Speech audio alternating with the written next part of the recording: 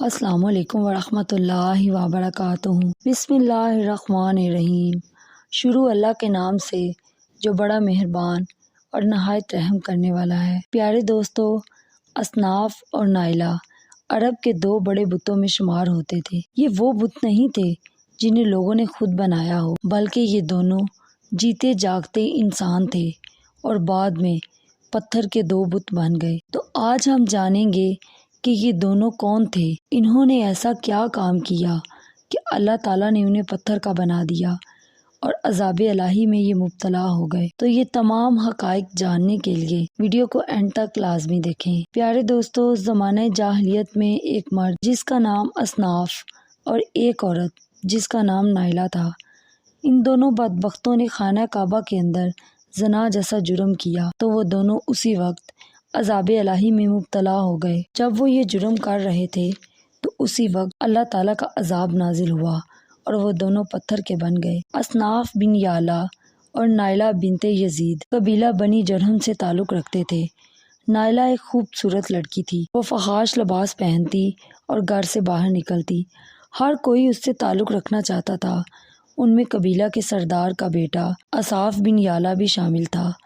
وہ نائلہ سے ملا اور دونوں ایک دوسرے سے محبت کرنے لگے، لیکن ان کی محبت جلد ہی خباثت میں بدل گئی اور دونوں زنا جیسے جرم کا شکار ہو گئے۔ اسی طرح یہ سلسلہ یوں ہی چلتا رہا۔ جب بھی انہیں موقع ملتا تو وہ زنا جیسا جرم کرنے لگتے۔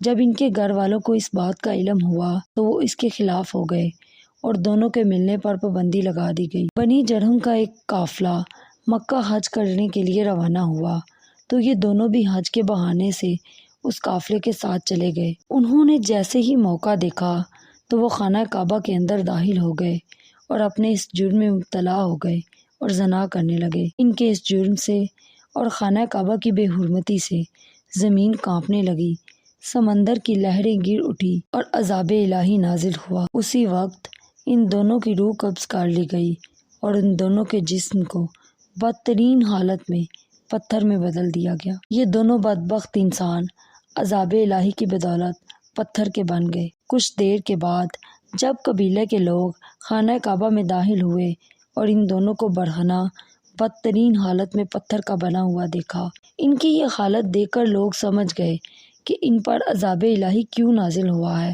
اور یہ کس گناہ میں مبتلا تھے۔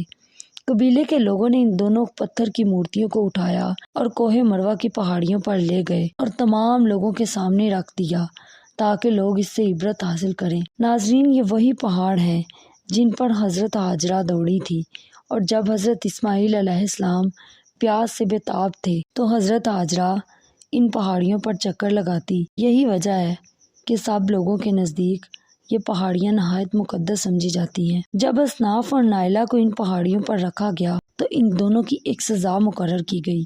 جو بھی ان پہاڑیوں پر جائے تو وہ ان دونوں کو جوتے مارے۔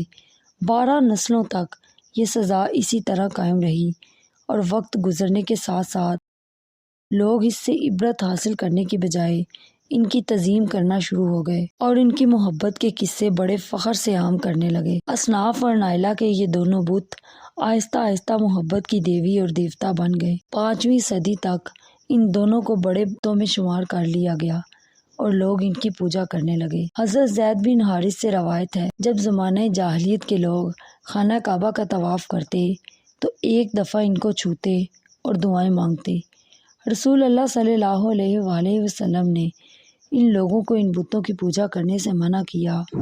آپ صلی اللہ علیہ وآلہ وسلم نبوت کے عہدے پر فائز ہونے کے بعد جب مکہ فتح کیا تو آپ نے اپنے بھائی حضرت علی علیہ السلام کے ساتھ مل کر خانہ کعبہ کے تمام چھوٹے بڑے بتوں کو توڑ ڈالا، یہاں تک کہ خانہ کعبہ کے تمام بتوں کو توڑنے کے بعد کعبہ بتوں سے پاک ہو گیا۔